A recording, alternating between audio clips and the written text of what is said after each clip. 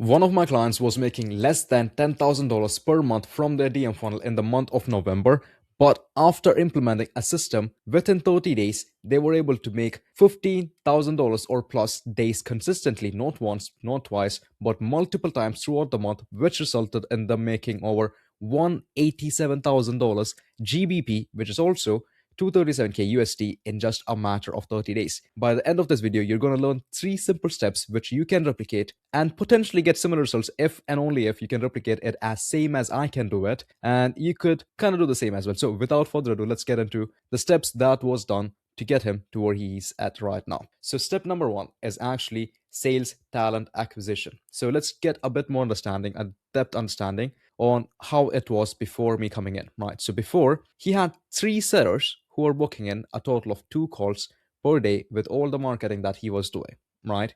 And they were like this fat fuck over here. And I'm not fatophobic or whatever you say it, but a salesperson looking like this would not be a great salesperson. So that was their previous situation with their sellers. Now, the second thing which they had was their closes. The closes were canceling over 50% of the calls because the prospects were putting they had less than $1,000 to invest in the type form. But the thing which they don't see is that even if they did put that they had less than $1,000 to invest, their income was over 50k, which would make them qualified. But these closes, only seeing this spot over here, made sure that they were canceling all these calls regardless of how they were making money or what they were making money, because most people don't even put the truth in the type form, right? People don't really want to be sold to in this generation. So that was a really crucial mistake which they were making. So that was the second thing. And third thing which they were struggling with was they had a shitty pre-call process, which resulted in them not nurturing any prospects and them getting low close rate and low show up rate. And these are the things which we did to fix it. Number one thing, which as I said, sales talent acquisition. The after what we had was pretty tragic, right? I had to fire the 3 lazy sellers which we had in the system, and I hired them and replaced with 3 new sellers who were trained every day by me, obviously, with max efficiency. And guess what happened? After going through all that training and all that hunger, working 12 hours plus a day, they were consistently booking in more than 15 calls per day, which resulted in them booking over 462 calls for the month. Now, let's take a step back and see what would the previous sellers would have booked, right? So let's say they're booking in 2 calls per day. So 2 calls times 30, what is that? That is like fucking 60 calls per day, right? And also you got to take into consideration that 50% of these calls were getting canceled because the closers were not trying to take all these calls. So that is basically 30 calls per month. And with their low close rate of the closer, that was a tragic situation. But we changed that all. Let's get into that in more depth. The calls which we were closing on, but also the calls which we were getting booked on the calendar now, because they were trained really well enough, the qualified ratio was 94%, which means more than 9 people out of 10 people on a call were qualified. But also for the sales metrics which the sellers had, out of every 10 conversation, one of the prospect which we were having a conversation with was getting booked. In the previous case, they were having less than, I think, 1% booking rate, which was 1 out of every 100 conversation was getting booked. So you can see the difference completely, and it all boils down to the talent which you hire when it comes to your sales team. The second thing which we did is basically I hired and trained a new closer, but instead of canceling any appointments, we were taking literally every appointment that has been booked in the calendar. Now you can imagine that 15 calls booked in and no calls been taking, that is a stress, right? So this guy, he was a hungry lad. He was taking literally all the calls that he can take possibly within a day, and if he cannot take it, he would either sacrifice sleep or he basically would put it for the next day and start taking the calls next day. So basically he was taking over 12 hours a day worth of sales calls and making a shit ton of money, right? And the previous closers was not really happy with the way which we were running things, but guess what happened? He literally got double what the previous best closer did, right? So this was a previous best closer. How much he did? It was like 33k. Henry, the closer which I hired in, he made literally the double because he was taking more calls. As you can see, he took around the double the calls which the other closers took. But also, that's not the main thing which is the highlight over here. The main highlight is he got 37 closers compared to all these other closers getting less than 20. But also, since he was taking more calls, his close rate was exponentially high compared to like all these other closers. Why? Repetition builds sales skills. No training can get you more close rate than the repetition that you do in your sales calls. So that was a really great way of training up the closers, which made us a fuckload of money. So that is that. Also, I want to show you an example on what used to be happening before, just so you can put it into perspective, right? So one closer saying, yeah, he's just gonna reschedule if he's not willing to talk to me, or it's gonna be a waste of time. He just have one less than 1K to invest anyways, right? That's what he said. But the same prospect,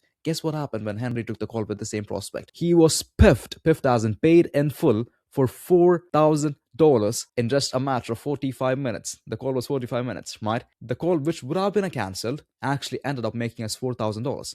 And that was the principle that made us take literally every single call, no matter if they were qualified or not qualified. Now, no call has been cancelled. Every single call has been taken. So that is that, right? So just to sum that up, the strategy resulted in the new closer collecting over double the CC and revenue of what the other closers were doing previously, and also having a 50% close rate because of the amount of reps that he was doing with the sales calls. So that was the first step when it comes to increasing your revenue with the call funnel: sales talent acquisition. Now, let's get into the second step, which is a bit more technical, so let's understand it in depth, right? The second step is basically pre-call process. Now, what is a pre-call process? The process which is happening after the booking, but before the call. That is called the pre-call process. Now, let's understand what their previous pre-call process was looking like. So the call gets booked, and the closer tried to call them up, I think 2 times. If they did not respond, they would text them maybe like once. If that doesn't happen, the call was straight going into cancelled, right? That was their pre-call responses or their pre-call process. Now, the changes we made into the system is like kind of massive, which resulted in a lot more sales because of the pre-selling that was happening with these prospects. And I especially call the system none other. Now let's understand the 4-step pre-sale process in detail, right? So the 4 steps. The step number 1 in this method is pretty simple. It is the setters stacking authority over the prospect. And how we do this is pretty simple, right? So a lot of people gets this wrong. The setters, in most of the cases, they pretend that they are the sales reps. But the problem is this might come across as salesy, and you might decrease the show rate which you are going to get. The reason being, the people who, especially with an organic brand, if the leads are coming in through paid ads or organic content, the reason why they're there is because of the person who's actually promoting to them. So they wouldn't want to speak to anyone else other than the person who actually promoted them or sold them an offer, right? So because of that, we would make the sellers pretend to be the offer owner. Some people do it, some people don't like it, but we like it so much that it is actually working, right? So if you want to make money, try doing it. So that is the first part of it, which is pretty basic, and a lot of people does it. But the second part is the most important part when it comes to actually making the show rate increase and even the close rate as well, which is connecting them with the closer. Now, as I said, the leads coming in has no interest of talking to a salesperson. So what we do is, as soon as we book in the call, we would connect, the setters would pretend that they're the offer owner, and they would connect the prospect with the closer, pretending that the closer is a head consultant offered business in the business. And also the closers, their Instagram and everything is changed to the head consultant of the business, obviously. But this is done. And the reason why we do this is because if the closer is calling them up randomly after them getting booked in, there is no level of trust. But since the main face of the brand is handing them over to the closer, it actually gives a sense of authority or a sense of familiarity, right? Where the prospect doesn't really feel like he's been sold to, it's just their team members. They feel like a team member is going to have a conversation because the business owner is like really busy, right? Pretty simple. So that is the second part of it. And that basically established authority and built credibility as well, because no one wants to be sold to, no one wants to talk to a fucking sales rep, right?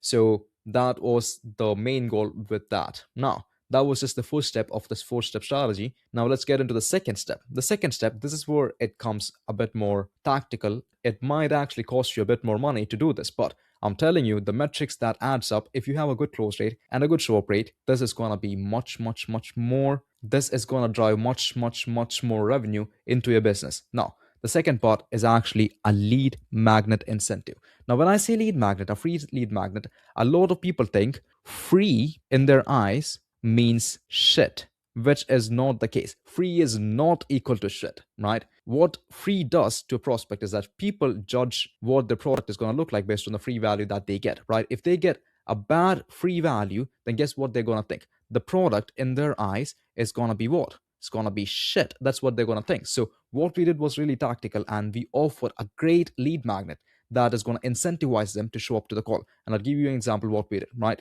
So we offered a valuable lead magnet, as I said, and the lead magnet was pretty simple. So this wasn't a trading niche, a trading industry. So what we were doing to the prospect was we were giving away $1,000 of funded account for completely free for any prospect that showed up to the call. Now, are we losing out on $1,000? Probably not, because funded accounts are cheaper to buy. But in their eyes, in the prospect's eyes, $1,000 funded account is actually a good deal, right? Getting it for free is a good deal. And even if it's going to cost us more money, because of our close rate, we're closing around like 1 out of 2 prospects that's showing up. So it's just going to not even bother us spending like a couple £100 on getting some funded accounts of like $1,000. It doesn't even bother, right? So this is how we're supposed to design a lead magnet. It should be one, valuable. That is the first part of it. It should be one, valuable.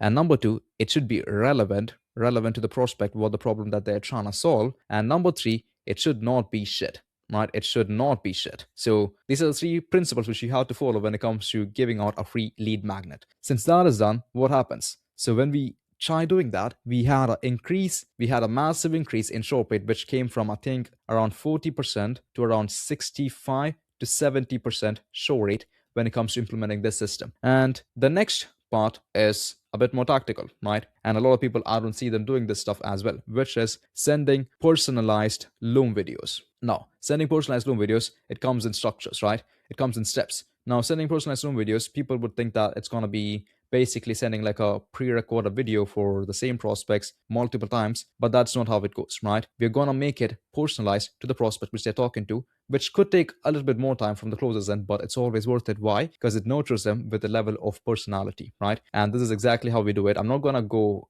in depth on how we do it, but I'm going to give you a structure because it's for the paid clients. I hope you understand. The closers send the video, right? It's going to be 3 minutes in length. It's going to be 3 minutes in length, nothing more, nothing less, because people's attention span is a mess at this point of time. So it's not going to be too long. It's not going to be too short where there's no value at all.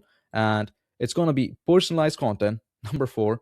And obviously, it builds relationships, right? And I'll give you some sort of value on how we are supposed to make this video, right? It could be in 3 pillars, as like how you would pitch in the call, right? 3 pillars where you're going to go over the deliverables. Why would you go over the deliverables over here? Good question. Because a good salesperson would know in the sales call, you are never talking about the deliverables anyways. So you're making sure that the prospect understands what the deliverables are before the call starts. So it could look like something like this, right? Could be 3 boxes of 3 deliverables, 3 pillars, what they're going to get. So for us, what we were doing was pretty simple. We were targeting them with training course materials, plus weekly calls. Weekly calls was the second thing. And the last thing was a funded account of 25K. Funded for 25K. That was our fulfillment on this. So we were basically breaking down what they're going to get out of it. And we just want to see if they qualify to get it in this call. So that was how the structure of the Loom video was looking like. I know it's too much free value, but I'm giving you guys a lot of free value so that you guys can start winning as well. But the last one is pretty simple. It's situation-based YouTube content, right? This is one of the most important part when it comes to nurturing a prospect, because not every prospects are same. Because some people would just be like bizarre prospect, bizarre as in they have never ever done trading, or they have never ever done the business model which they're trying to do, or anything. The prospect is completely clueless on what this stuff is. They want to be nurtured differently. The second type of prospects could be beginners, right? Beginners who are just starting out. They don't know anything about the advanced stuff about it, but they just know the basics. Also, the third type of prospect which we were coming across were people who have already been doing it but not successful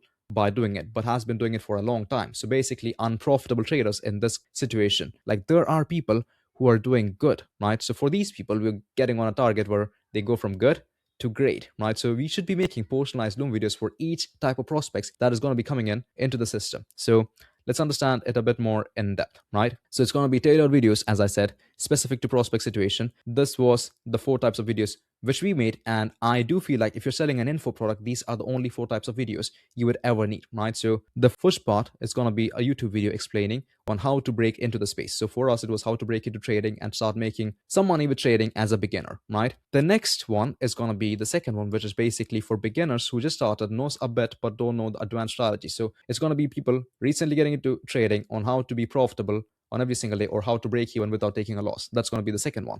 Now, the third one is going to be for unprofitable traders, right? This is more of a problem aware kind of video where you're going to be talking about how your strategy that you're using right now is pretty bad and how using our strategy is going to get you more money. And this is how you exactly do it. That is going to be the third video. The last but not the least, it's going to be for profitable traders, right? So there is a really huge segment of the market. So let me explain this a bit more in detail, right? So not everyone in your market who's trying to buy would have a pain point. Maybe 25 to 30% of the people who are actively trying to buy, they would have a really good pain point, which is what? They're not profitable with trading, or they're not profitable with e-commerce. They're not profitable with what we're trying to sell, the info product, right? That's just 30%. But there's going to be a higher majority of the market who is either doing decently or they are doing really well. But if you're going to not target these people, you're going to miss out on 70% of what you could have made. And the way you're going to target these people are not by targeting with pain points, but actually something called pleasure, right? Pleasure. What is pleasure? Pleasure is pretty simple. Pleasure is equal to goals. Goals as in the higher goals that they can actually achieve. Because human beings are designed in such a way where they only care about one thing: getting more money, breaking more records, and getting better. Most of the people who are competent enough are going to be in this category, right? And if you're not targeting these people, you're missing out on a shit ton of money. And we were not ready to miss on shit ton of money, and this is what we did for these people. Now, what happens after that? Because of the continuous nurturing process, these actually get us a pretty good engagement rate, which resulted in a higher show rate and a higher close rate. Now, that is pretty much most of the part when it comes to the 4-step selling system. And there's also an advanced module on this where there's a 5th step, which I don't really talk about in YouTube videos, basically because my clients, they pay me a lot for all these things to be implemented. So it would be a disservice to them, me giving away all those strategies, which they're paying for free in YouTube. So I'm not going to give away that, but these are going to be more than enough to get you the results, like some results. And when you get like some results, you can come back to me and get the 5th one when you become a client, potentially. I don't really care. But the 3rd step is pretty simple. This is one of the most important step when it comes to getting cash, right? Because at the end of the day, what matters the most? Cash, getting more cash. So this was literally how we were getting more cash into the business. So let's understand this at a deeper level, right? So let's understand this on a deeper level. So usually what people end up doing is this, right? The closers take calls, and what happens? The call happens, and from the call, there's only 2 options that happens. It's either a PIF. A PIF means paid in full, or it's going to be a manual payment plan, right? Manual payment plan, which is okay for some cases, but our system ensures that you're getting as much cash as possible upfront to increase the average order value, which helps in the profit margins going high and you scaling exponentially faster. And this is the exact way we are going to do it. And just for context, we have UK and US prospects in this situation, and it's divided kind of equally. And for each of these prospects, we have 2 different processes when it comes to ensuring that we're getting as much cash as we can upfront. So let's get into it in detail. Zooming in, let's start with UK prospects, what we were doing for these kind of people, right? They begin the floor with PIF, right? So obviously the goal of any sales call is to get a paid in full, right? Why? Because it is basically lower fees, and also the closer gets better at closing, right? If they can get a paid in full, especially with a higher ticket product. So that is the first priority, and most of the cases was a paid in full. But for the people who were not paying in full, this was what we were doing. So the second option, if they were not paying in full, is something called Klarna. So what is Klarna? It's a financing option, which basically is a BNPL kind of thing, right? Buy now, pay later for the prospect. So we get all the money up front, the prospect end up paying in a monthly subscription, right? And a lot of people know this, but don't know how to use this efficiently.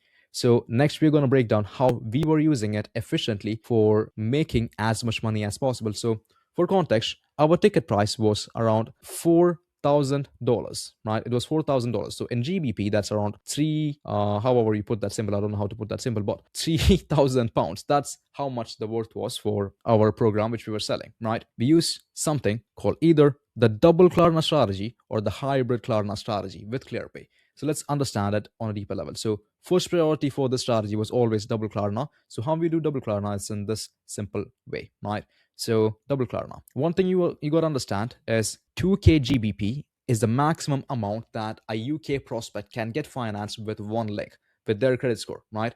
It's not gonna go upwards of that due to some reasons of Klarna. I don't like it, but that is how much we can finance in UK for in Klarna. So we basically get them to pay on a $2,000 link, right? Basically $2,000 link. So they would be paying around 666 per month with this thing. After they clear that, we are gonna go for the 1K Klarna link where they'll be paying for 333 a month. Now, what happens with this? Most of the prospects don't really have £3,000 to invest into themselves on one go, right? So even if they have around 1K to their name, they could literally pay us 3K and they just have to pay it monthly and we get everything upfront, which means we have more money to spend towards marketing and acquisition like ads and which is going to get us more of these money coming in, and we're getting richer and richer due to our average order value being so high. Now, one drawback that this has is for using this, they need a credit score. So even if they get approved for the 2K Klarna link, they may get rejected on the second time of doing, because it kind of affects their credit score, right? So if they don't have like a big enough credit score, they cannot do this. So if this doesn't work well,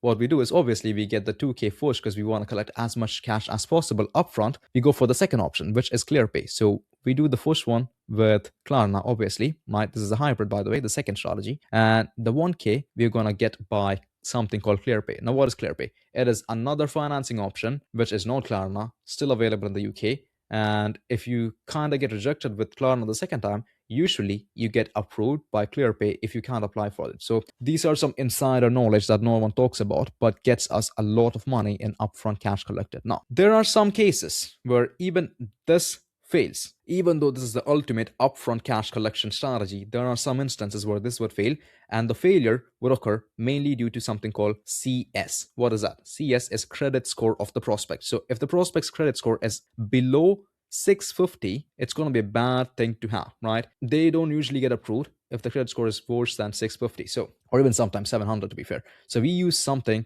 called Split It, because Split It is the GOAT. When I say the GOAT, it is the GOAT. So it doesn't care about what the credit score is. They can even have a credit score of like 500 and they could still get approved. Why? Because Split It does not care about credit score. What they care is about the limit that they have in their credit card. So if they have a limit of $5,000, but their credit score is like less than 500, because they have the credit limit of how much they can spend, we can actually pull money from that and take a paid in full. So if they have bad credit, but have a credit card with money left to spend, we are not getting them off the call without them paying in full. So that is the second part.